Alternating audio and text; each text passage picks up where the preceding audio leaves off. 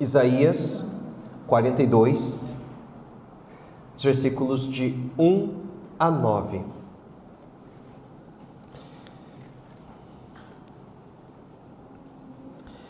Atenção para aquilo que diz a palavra do Senhor. Assim diz a palavra do nosso Deus. Eis aqui o meu servo, a quem sustenho, meu escolhido, em quem minha alma se compraz. Pus sobre ele o meu espírito, e ele promulgará o direito para os gentios. Não clamará, nem gritará, nem fará ouvir sua voz na praça. Não esmagará a cana quebrada, nem apagará a torcida que fumega. Em verdade, promulgará o direito. Não desanimará, nem se quebrará, até que ponha na terra o direito, e as terras do mar aguardarão a sua doutrina. Assim diz Deus, o Senhor, que criou os céus e os estendeu, formou a terra e a tudo quanto produz, que dá fôlego de vida ao povo que nela está e o espírito aos que andam nela. Eu, o Senhor, te chamei em justiça, tomar-te-ei pela mão, te guardarei e te farei mediador da aliança com o povo e luz para os gentios, para abrires os olhos aos cegos, para tirares da prisão o cativo e do cárcere os que jazem em trevas. Eu sou o Senhor, este é meu nome, a minha glória, pois, não a darei a outrem, nem a minha honra às imagens de escultura. Eis que as primeiras predições já se cumpriram, e novas coisas eu vos anuncio, e antes que sucedam, eu vô-las farei ouvir. Até aqui a leitura da palavra do Senhor. Feche seus olhos, vamos orar mais uma vez. Pai, louvamos o Teu nome por este texto que está em nossas mãos, texto inspirado, ó Pai. Texto que é a Tua voz ao nosso coração.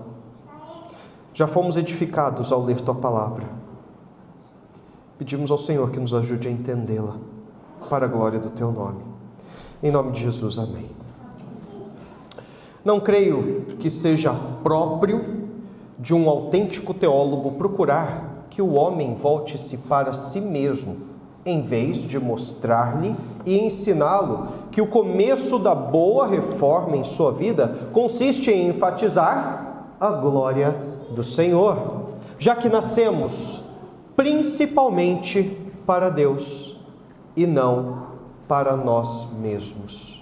Meus irmãos, esse trecho é um trecho de uma carta do pastor João Calvino, uma carta enviada ao cardeal italiano Jacques Sadoleto. Isso foi em 1539. Essa foi uma resposta a uma outra carta que esse cardeal italiano, que ele enviou à cidade de Genebra. Genebra, cidade suíça, foi o lar de Calvino. Aliás, Genebra, eu não sei se você sabe, mas Genebra foi a cidade que abraçou a reforma protestante. Segundo alguns historiadores, o lema dos genebrinos foi Post tenebras spero lutem. Depois das trevas, espero a luz. Termo latino. Dizem até que a Genebra considerava tanto a reforma protestante que nas suas moedas a frase Post tenebras lux, ela estava ali, depois das trevas luz. A frase latina estava nas moedas de Genebra. Tamanha era o apreço de Genebra pela reforma protestante, o como Genebra abraçou a reforma protestante. Ali então Calvino desenvolveu o seu ministério em Genebra. Quando Calvino chegou nessa cidade, ele não tinha intenção de ficar, mas ele foi impelido por um homem chamado Guilherme de Farel. Então, em 1536, Calvino ele se estabeleceu nessa cidade, ele chegou ali e se estabeleceu, mas apenas 2 anos após sua chegada, em 1538, ele foi expulso da cidade com Farel. Alguns historiadores dizem que Calvino ele aspirava a grandes mudanças bíblicas, mas Genebra parece que ainda não estava preparada para essas grandes mudanças. Era o comecinho de uma mudança que seria marcante naquela cidade. Então, Calvino e Farel, eles são expulsos da cidade, e nessa ocasião em que os dois reformadores não estavam mais na cidade, é que esse cardeal italiano, ele tenta reconquistar Genebra para o catolicismo romano. Então ele envia cartas aos genebrinos, tentando persuadi-los a retornarem para o catolicismo romano, e os genebrinos, eles pegam e recorrem a quem? João Calvino. E eles solicitam então a João Calvino que respondesse à carta desse cardeal italiano, e João o faz. Então, mesmo exilado, ele responde à mensagem de Sadoleto. Assim, no mesmo ano, Calvino, no mesmo ano que ele elaborou a carta, em que ele apresenta não só um contra-argumento, mas ele apresenta também temas teológicos importantes da Reforma. Nesse mesmo ano, ele retorna para Genebra. Nessa carta, Calvino trata de temas importantíssimos, temas inclusive que nós vimos aqui ao longo dessas séries de sermão do Solas. Justificação pela fé é um dos termos um dos assuntos que essa carta trata. Essa carta também trata da importância da graça de Deus para a salvação, mostrando inclusive que graça de Deus na vida do homem necessariamente conduz o homem à glória de Deus. E apesar de apresentar argumentos e bases teológicas da teologia reformada, fica evidente nessa carta que Calvino escreve, como diz o pastor John Piper, o assunto fundamental para João Calvino, desde o começo até o fim da sua vida, era a centralidade, a supremacia e a majestade da glória de Deus. Hoje, então, diante do último sermão da série Solas da Reforma, Soli Deo Gloria, nós veremos, então, a glória de Deus na vida do homem. O tema do sermão, crianças, nesta noite é uma vida centrada em Soli Deo Gloria. Uma vida centrada em Soli Deo Gloria. Irmãos, os solas, eles não foram sistematizados pelos reformadores. Esses pilares, eles podem ser extraídos dos escritos dos reformadores, mas eles não foram sistematizados por eles. Todos os assuntos dos solas, eles podem ser encontrados nas obras dos reformadores. Sola Scriptura é a base que conduz a solos Christo, somente a Escritura, somente Cristo. E então, reconhecemos que a justificação é sola gratia, somente a graça, por intermédio de sola fide, somente a fé, que nós vimos na semana passada com o reverendo Guilherme. E isso nos leva, meus irmãos, diretamente a toda glória somente a Deus. Soli Deo Gloria. Eles estão todos amarradinhos. Todos esses solas, eles estão amarrados e direcionam então ao Soli Deo Gloria. Todo o movimento da Reforma Protestante, seus pilares, nos levam a declarar glória somente a Deus. Sabe por quê, crianças? Sabe por que isso nos leva a declarar glória somente a Deus? Porque Deus está no centro. Porque todas as coisas são dele. Porque todas as coisas foram criadas para ele. Porque tudo deve dar glória a Deus, porque Ele é o único digno de toda glória. Do começo ao fim da Reforma, meus irmãos, tudo direcionava os homens à glória de Deus. Mas essa centralidade, irmãos, da glória de Deus não é resultado só da Reforma Protestante do século XVI. Eu sei que eles tiveram esse grande movimento ali, levando os homens a glorificar a Deus, mas isso não é por causa da Reforma Protestante. Entenda isso. Todo aquele que dirige sua vida tendo a Escritura, Cristo, graça e fé como bases fundamentais, o resultado será sempre uma vida que glorifica a Deus. Então, tema do sermão, uma vida centrada no Soli Deo Gloria. Isaías 42, de 1 a 9, nós temos o primeiro dos cânticos do servo. Meus irmãos, o livro de Isaías, ele apresenta alguns cânticos do servo, e esse é o primeiro. Essa é uma profecia a respeito daquele que seria o grande reformador. porque ele mostraria às nações que a glória pertence somente a Deus. Há teólogos que dizem, meus irmãos, que o que Romanos é para o Novo Testamento, Isaías é para o Antigo Testamento. Nos 39 capítulos iniciais de Isaías, nós temos mensagens aos seus contemporâneos, mensagens ao povo da época de Isaías. E a partir do capítulo 40 de Isaías até o 66, nós temos profecias preditivas, anúncios de coisas futuras, evidenciando então que a esperança do povo escolhido, ela deve estar tão somente em Deus. Isaías 42, de 1 a 9, é uma dessas profecias preditivas que chamam o povo a contemplar a esperança e a glória de Deus. Onde você tem colocado sua esperança? A quem você tem glorificado? Será que você tem colocado sua esperança nos governos desta terra? Será que você tem colocado sua esperança na sua família? Será que você tem colocado esperança no trabalho? A quem você tem glorificado? Será que você tem buscado glorificar aquele que você vê quando você olha no espelho? Dando alguns passos para trás, meus irmãos, vemos que Deus ele chama homens para o pleito aqui em Isaías. Isaías 41, 21, o texto diz: apresentai a vossa demanda, diz o Senhor. Deus está chamando o povo para uma conversa. Anuncie as coisas que acontecerão. Vamos, anuncie. A idolatria, meus irmãos, havia tomado conta de Jerusalém. Nesse momento de Isaías, nós temos, quando o profeta Isaías profetiza, nós temos o reino dividido. Reino do norte, que é chamado de Israel, e reino do sul, o reino de Judá. Reino do norte, os reis se perderam. Você vai ver a história do reino do norte, é só rei mau, rei mau, rei mau, rei mau, rei mau. Agora o reino do sul, Judá, você tem rei bom, mas também tem rei bom. Tem rei mais ou menos também. Mas Judá ainda assim, eles, apesar desses reis promoverem reformas no meio do povo, eles não eliminam a idolatria do coração do povo. Apesar de promoverem reformas, os reis bons, eles não foram fortes o suficiente para arrancar a idolatria do coração. Eles não poderiam fazer isso. Isso só quem pode fazer é um outro rei, muito maior do que os reis de Judá.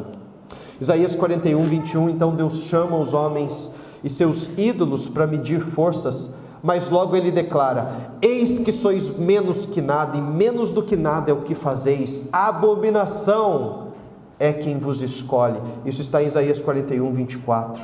Isso evidencia um problema sério, meus irmãos. Mesmo no cativeiro babilônico, muitos do povo seguiriam aos ídolos e se esqueceriam completamente de Deus. Por isso que Deus chama o povo aqui para uma conversa. Por isso que Deus mostra a esse povo que a esperança deles deve estar no Senhor. Por isso que Deus chama esse povo para mostrar que a esperança deles e a glória é somente de Deus. Irmãos, estamos diante do Cântico do Servo, que traz duas lições de como viver uma vida centrada na glória de Deus. Como viver uma vida centrada na glória de Deus? Vivemos uma vida centrada na glória de Deus por meio da justiça de Deus.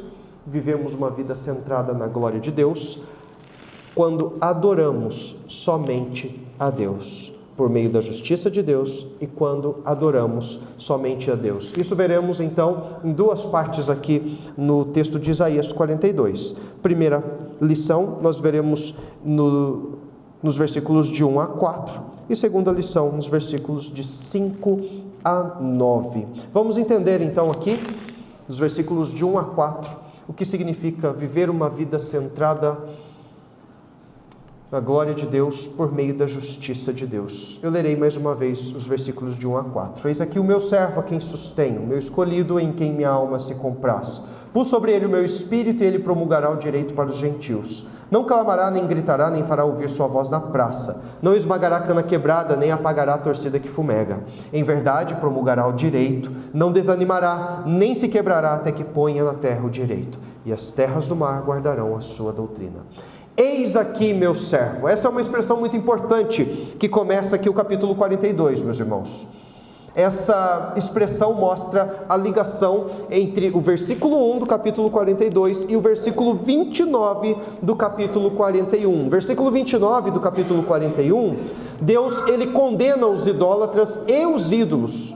Eles não são nada. É isso que Deus diz. Mas veja meu servo, veja o servo de Yahvé, aquele que Yahvé, o Senhor da aliança, aquele que Yahvé sustenta, aquele que Yahvé segura, ou seja, alguém que é amparado por Yahvé, amparado por Deus. Ele é o escolhido em quem Yahvé se alegra, aquele que recebe o Espírito de Yahvé. Afinal, meus irmãos, quem é esse servo que Isaías 42 nos apresenta? Uma pessoa extremamente capacitada por Deus, sustentada por Deus. Quem é esse servo, meus irmãos? Se nós voltarmos os olhos para o versículo 8 do capítulo 41, nós veremos que o servo eleito é Israel. Lá no versículo 8 do capítulo 41, mas tu, ó Israel, servo meu. Então, Israel é o servo escolhido, povo escolhido de Deus. Israel é povo capacitado, sustentado pelo Senhor. Basta olharmos para as histórias da redenção. Quanta coisa maravilhosa Deus fez por intermédio de Israel. Você se lembra quando Israel se prepara para entrar em Jericó? Os espias chegam ali e eles se encontram com uma mulher que os abriga, Raabe, e ela fala assim para eles: nós ouvimos a respeito do Deus de vocês e das coisas que Ele tem feito, e o povo está desanimado. Deus mostra sua glória por meio de Israel, povo escolhido, povo sustentado. Israel é povo chamado de propriedade peculiar dentre todos os povos. Israel é chamado de reino de sacerdotes e nação santa. Esse servo de Isaías 42 é chamado, meus irmãos, para uma tarefa extremamente importante.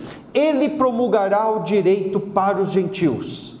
Essa é a tarefa importante do servo aqui chamado, do servo sustentado por Deus. Palavra direito, veja aí, dos versículos de 1 a 4, ela aparece 3 vezes. Vocês conseguem encontrar aí, crianças? Mostrem para o papai e para a mamãe, caso eles não consigam encontrar. Palavra direito, vocês conseguem achar? Ela aparece 3 vezes nos versículos de 1 a 4. Palavra direito, meus irmãos, nesses versículos, ela é acompanhada ainda 2 vezes pelo verbo traduzido aqui como promulgar. Isso mostra que o servo ele será capacitado por uma tarefa importante, que é a tarefa de promulgar. Promulgar é trazer, fazer ou estabelecer o direito de Deus. O servo, ele é capacitado para estabelecer o direito de Deus. Direito aqui poderia ser traduzido também como justiça. Algumas traduções trazem a palavra justiça no lugar de direito. A NVI é uma tradução que faz isso. Portanto, o servo, ele é capacitado por Deus para estabelecer a justiça de Deus. Mas o que é estabelecer a justiça de Deus?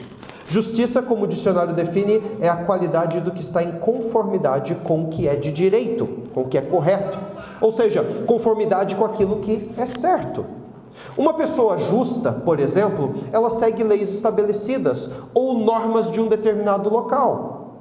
Isaías não está tratando de uma justiça ampla, meus irmãos. É a justiça de Yahvé. Não são leis estabelecidas por um governante qualquer.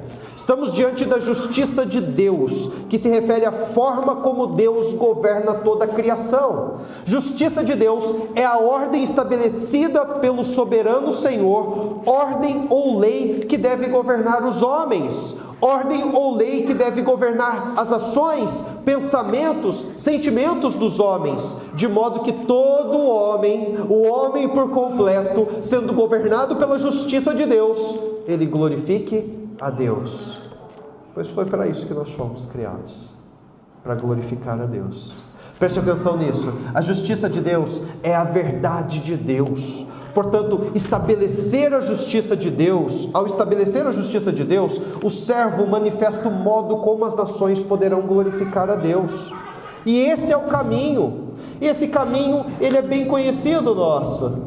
Você se lembra daquele que veio e disse: eu sou o caminho, a verdade e a vida.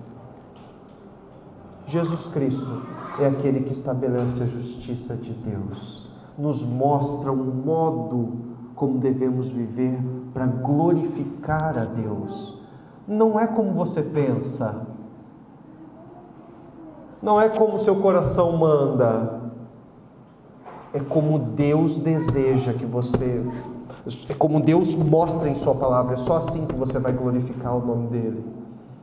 O servo, ele é capacitado, direcionado, sustentado por Yahvé para anunciar ou estabelecer a verdade de Deus entre os homens. O povo de Israel foi chamado para ser luz para os gentios. Isaías 49, 7 diz isso. Mas bem sabemos que Israel não cumpriu seu papel de ser luz para os gentios da forma que deveria. Israel se envolveu por várias vezes com a idolatria. Israel, ao invés de manifestar a justiça de Deus, manifesta muitas vezes a injustiça dos homens. Israel se divide, reino norte, reino do sul. Reino do norte se misturou com idolatria. Reino do sul, apesar de você ter momentos bons, também não se manteve na lei do Senhor. Alguns estudiosos entendem que o servo aqui, a quem Isaías se refere, não é Israel. Alguns dizem que é Ciro. Já ouviu falar de Ciro? Ciro foi o imperador medo-persa. Na história ele é conhecido como Ciro o Grande. Ele é o escolhido e chamado de ungido pelo Senhor. Veja Isaías 45, versículo 1 de Isaías 45. Assim diz o Senhor ao seu ungido, a Ciro. Esse Ciro é o imperador medo-persa, chamado de ungido. E meus irmãos, esse texto aqui foi escrito muito tempo antes de Ciro se levantar. Então, alguns estudiosos entendem que o servo aqui seria Ciro, ungido. Ungido também poderia ser traduzido como Messias. Ciro trouxe justiça aos povos. Seu sistema de governo era diferente do Império Babilônico. Ciro, ele libertou os judeus para retornarem e reconstruírem Jerusalém. Lembra Zorobabel, Esdras, Neemias, né? Essa empreitada inicial, ela parte de Ciro. Ciro dá liberdade para o povo retornar e reconstruir a cidade, reconstruir o templo. Mas irmãos, tanto Israel quanto Ciro, eles são homens usados por Deus, sustentado para atividades específicas. E veja que Deus não está limitado a usar somente aqueles que são povo dele, comprados pelo sangue de Cristo. Deus usa ímpios, como usou Ciro. Ciro nunca se converteu. E o ponto aqui é mostrar que esses homens, eles foram capacitados, sustentados para atividades específicas, mas existe somente um servo perfeito. Um servo que é aquele a quem o evangelista Mateus registra a voz do Senhor dizendo: este é meu filho amado em quem me comprazo. O servo perfeito para quem Israel e Ciro apontam é o maior reformador da história. E o maior reformador da história é Cristo Jesus.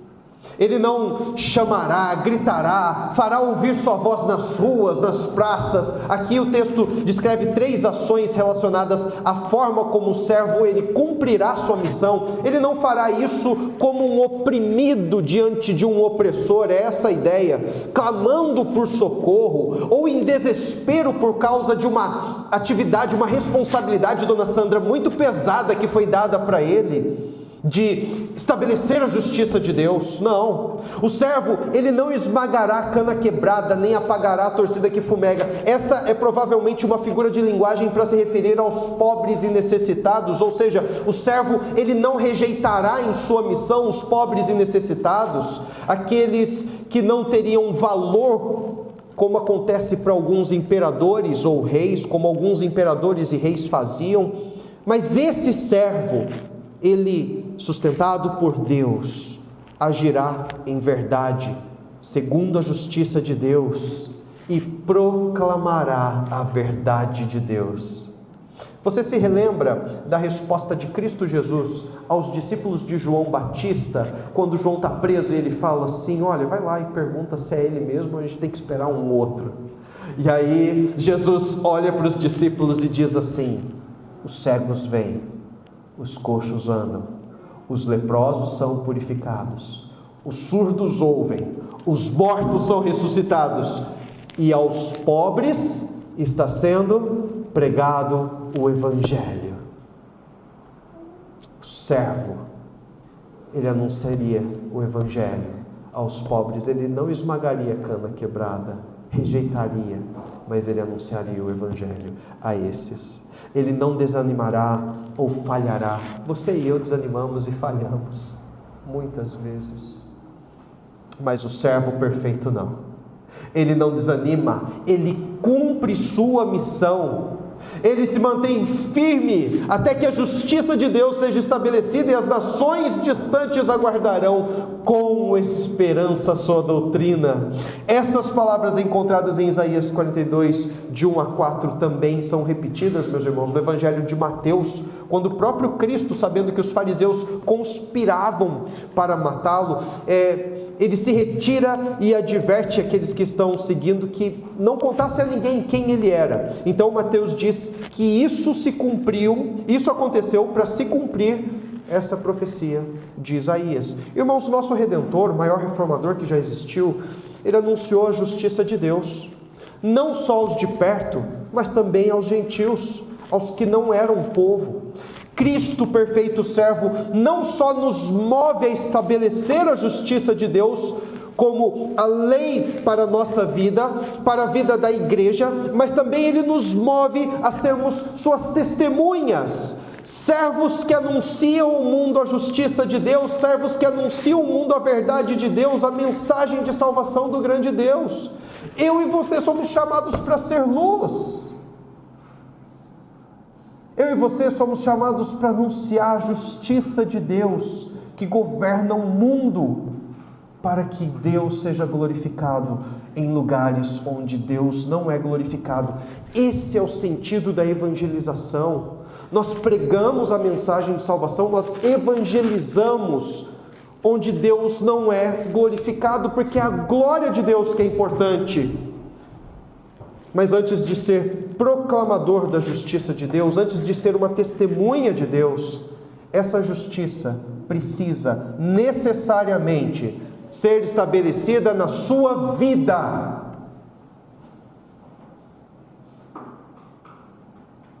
A Escritura tem sido regra de fé e prática na sua vida? Se a Escritura tem sido regra de fé e prática na sua vida, então, naturalmente, o caminho será a glória de Deus. Naturalmente, você será...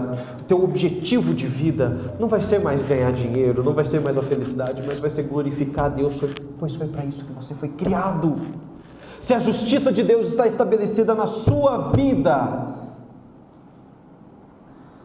então o teu desejo será glorificar a Deus. E isso afeta toda a tua existência. Isso afeta a motivação pela qual você levanta todas as manhãs para ir trabalhar, para ir estudar. Isso muda a forma como você se relaciona com os teus vizinhos, ainda com aqueles que são difíceis, porque Deus vai ser glorificado nesse relacionamento. Isso muda a forma como você trata e educa os teus filhos. Isso muda a forma como você se relaciona com sua esposa, com seu marido. A glória de Deus permeia os teus relacionamentos.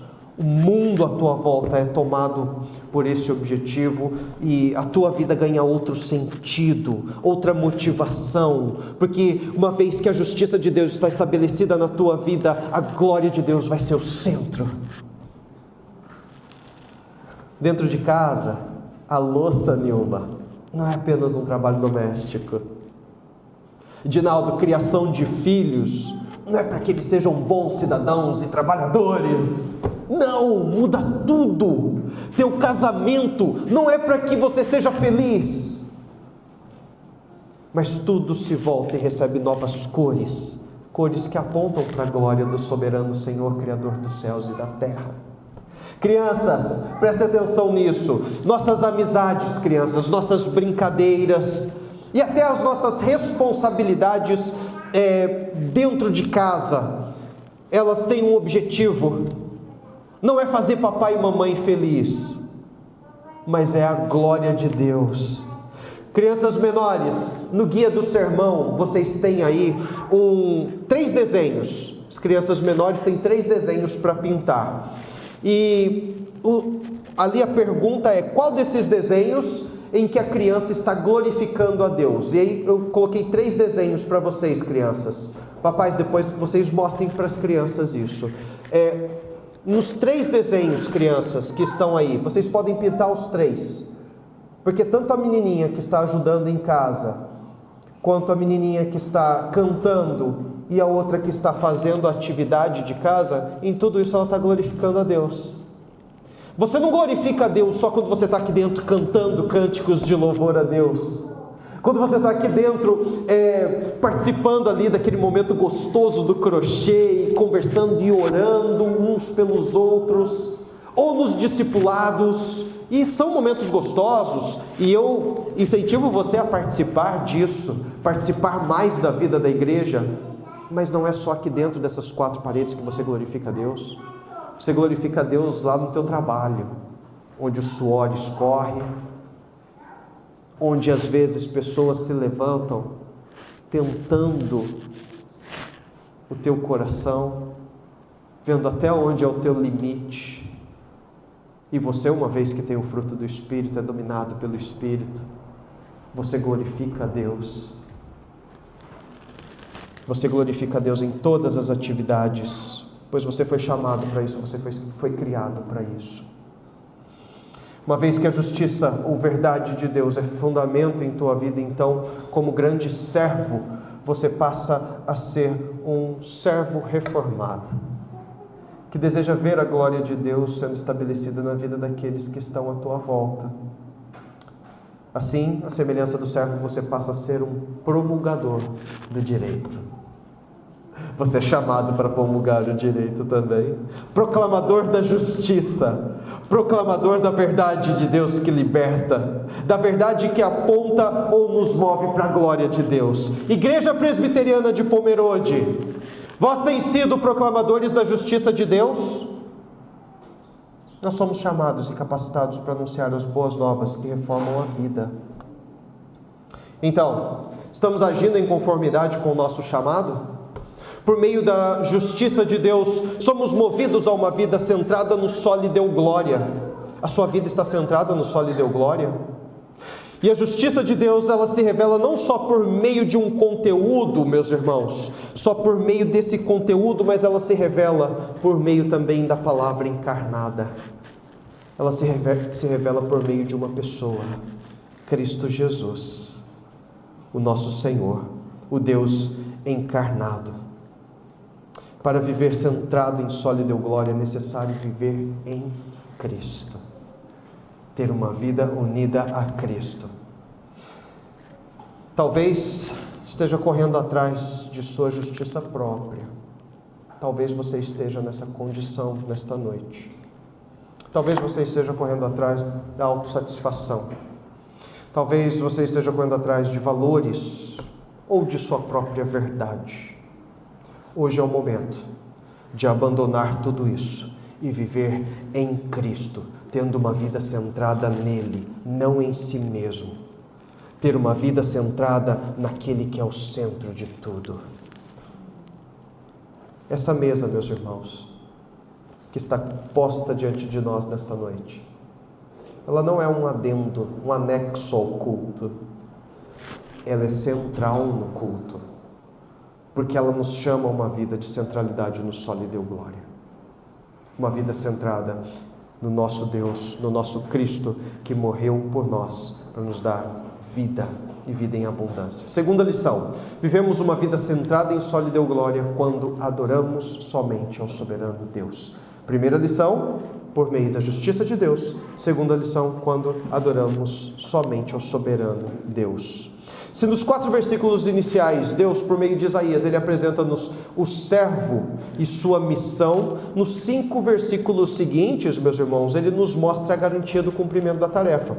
A partir do versículo 5, acompanha a leitura. Assim diz Deus, o Senhor, que criou os céus e os estendeu, formou a terra e tudo quanto produz, que dá fôlego de vida ao povo que nela está e o espírito aos que andam nela. Eu, Senhor, te chamei em justiça, tomar-te-ei pela mão, te guardarei, te farei mediador da aliança com o povo e luz para os gentios, para abrires os olhos aos cegos, para tirares da prisão o cativo e do cárcere os que jazem em trevas. Eu sou o Senhor, este é o meu nome, minha glória, pois não a darei a outra, e nem a minha honra às imagens de escultura. Eis que as primeiras predições já se cumpriram, e novas coisas eu vos anuncio, e antes que sucedam, eu vos farei ouvir. No versículo 5, meus irmãos, está aquele que é o soberano, porque ele tudo criou. Crianças, o soberano Yahvé não só criou todas as coisas, mas prestem atenção nisso, crianças, ele não só criou todas as coisas, mas ele sustenta todas as coisas criadas, porque Deus continua se relacionando com o mundo. Ele é quem concede fôlego de vida. Deus não deu corda no mundo e deixou o mundo à sua própria sorte. Deus, ele se relaciona com o mundo, meus irmãos. Deus não é as coisas criadas, ok? Tem muita gente que pensa que Deus é tudo é Deus. Árvore, animal, não, são criação de Deus. Deus é imanente, ele está aqui, e ele também é transcendente, ele está fora.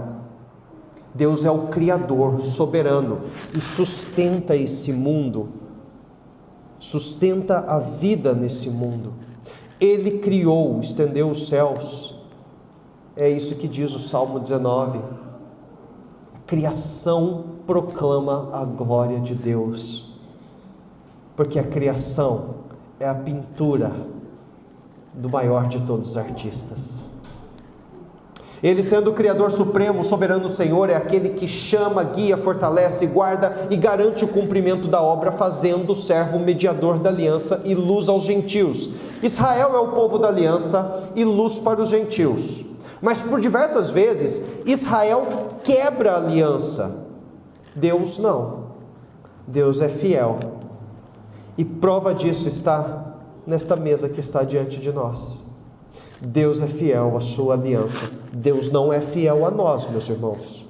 Nós somos pecadores, mas nós somos objeto da fidelidade de Deus, porque nós somos a outra parte. Então nós desfrutamos da fidelidade de Deus. Deus não é fiel por causa de quem nós somos. Deus é fiel por causa de quem Ele é. Meus irmãos, quando quebramos a aliança de Deus, nós apenas demonstramos e nos inclinamos para aquilo que o nosso coração pecaminoso deseja. Nosso coração, ele nos engana. E quando nós nos inclinamos a quebrar a aliança de Deus, seguindo por um caminho de idolatria, nós caminhamos pela escuridão e não agimos como pessoas que devem refletir a luz. Não agimos como pessoas que devem refletir a verdade de Deus. Não agimos como pessoas que devem refletir o grande reformador, que é a luz do mundo, Cristo Jesus. Crianças, mesmo vocês estão completamente vulneráveis à idolatria. Tomem cuidado com isso, crianças. Sabe quando nós desejamos muito uma coisa, crianças? Desejamos muito uma coisa e algo que papai e mamãe dizem que não é a hora. Sabe, Estela, já aconteceu com você? Aconteceu já comigo. Quero muito uma coisa e aí meu papai e minha mamãe falam assim, não, agora não é a hora de receber isso. Agora não é a hora. Qual que é a sua reação? Como que você reage? Você grita, esperneia, briga? Ou você se submete ao papai e mamãe? Eu sei que você deve estar pensando na tua infância, né, neste momento, quando você esperneava querendo alguma coisa. Meus irmãos, o que os nossos filhos fazem a forma como eles às vezes agem diante de um não que nós damos, muitas vezes é a forma como nós reagimos ao não de Deus, não se submetendo ao Deus soberano. E isso fazemos por quê? Porque queremos seguir a idolatria do nosso coração. Queremos seguir o caminho do pecado. Crianças, quando nós agimos assim, com birra, não aceitando a resposta do papai e mamãe, nós estamos pecando. Não contra Deus, contra o papai e mamãe propriamente, mas primeiramente contra Deus e consequentemente contra o papai e mamãe. Essa voz do pecado, crianças, que nos faz nos inclinar aos nossos desejos, essa voz do pecado é a voz que fala ao coração de todos os homens. E nós temos que lutar contra as inclinações da idolatria, meus irmãos. Independente da idade, nós temos que nos lutar contra a idolatria. Versículo 7, uma das tarefas do servo é libertar. Ciro foi o imperador que libertou Judá do cativeiro babilônico, proporcionando o retorno para Jerusalém, cidade de Deus. Alguns estudiosos dizem que o período do cativeiro babilônico é chamado também de cativeiro escuro, pois a cegueira espiritual do povo fica evidente em seu envolvimento com idolatria. Mas Ciro, ele não liberta o povo da cegueira e da escuridão espiritual ocasionada pelo pecado da idolatria. Ele apenas liberta os homens para retornarem e reconstruírem o templo e reconstruir a cidade.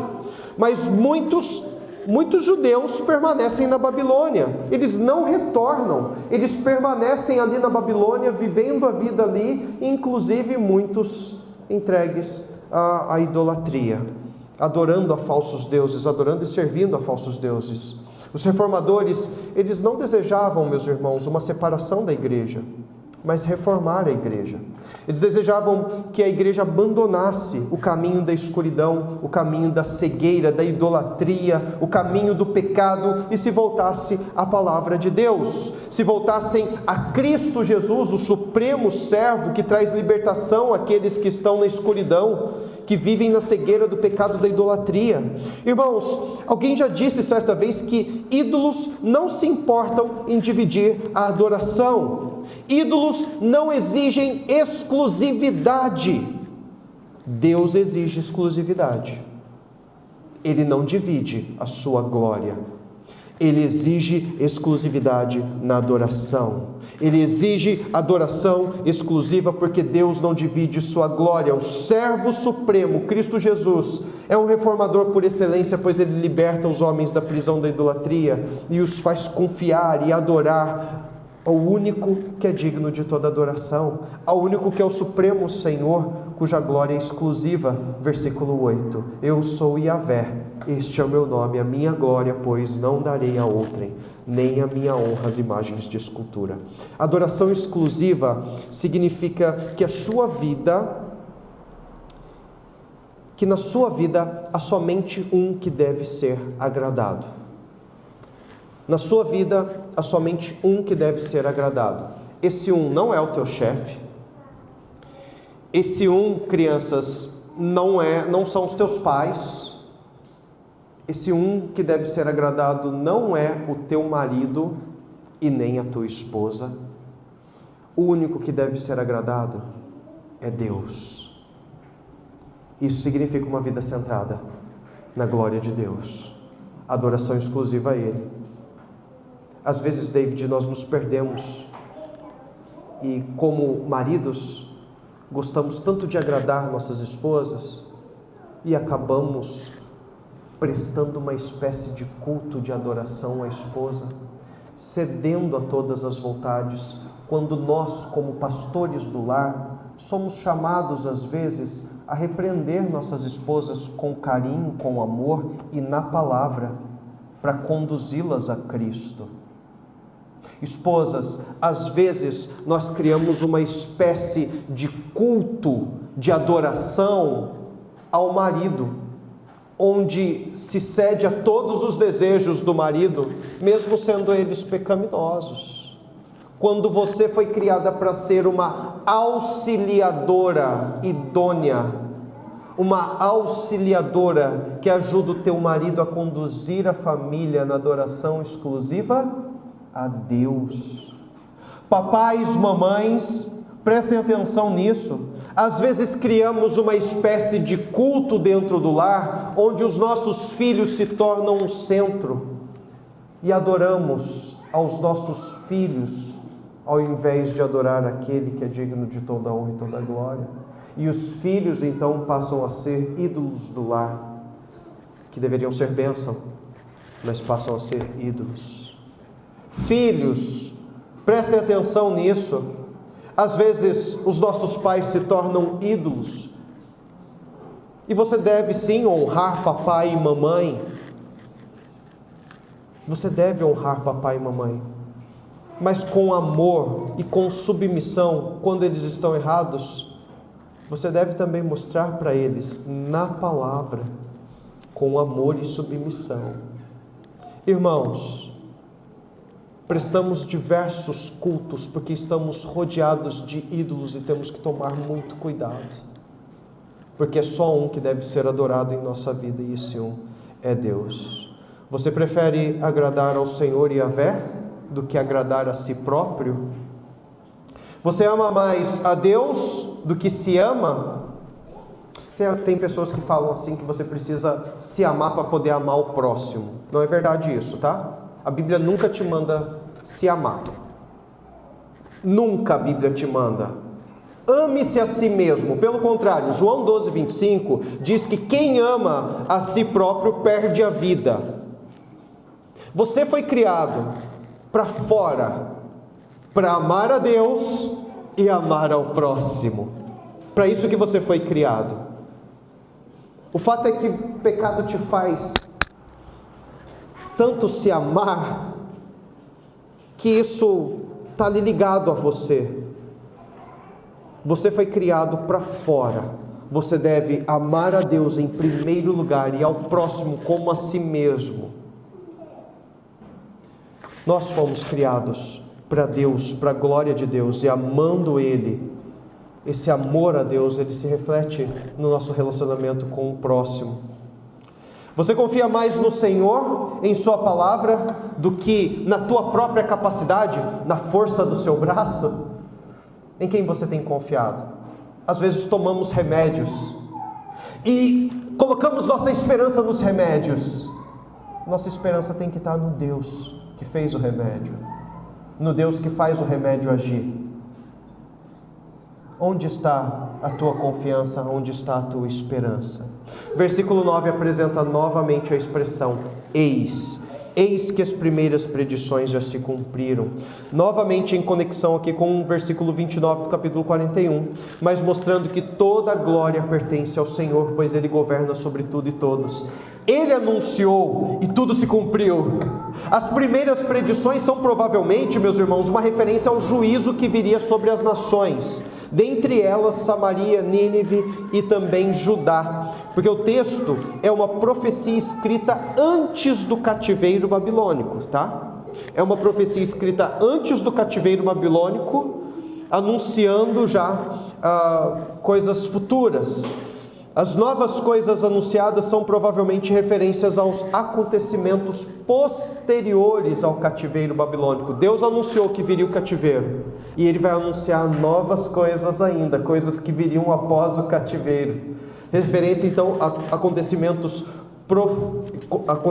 posteriores, como por exemplo a profecia do servo que virá, mostrando assim que os ídolos, eles não são nada, pois a glória de Deus pertence somente, a glória pertence somente ao Senhor.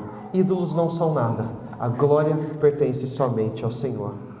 Chegando ao final, meus irmãos, há aproximadamente 100 anos, o mundo viu um jovem atleta ganhar fama e glória nos Jogos Olímpicos de Paris. Eric Henry Liddell. Não sei se você já ouviu falar de Liddell.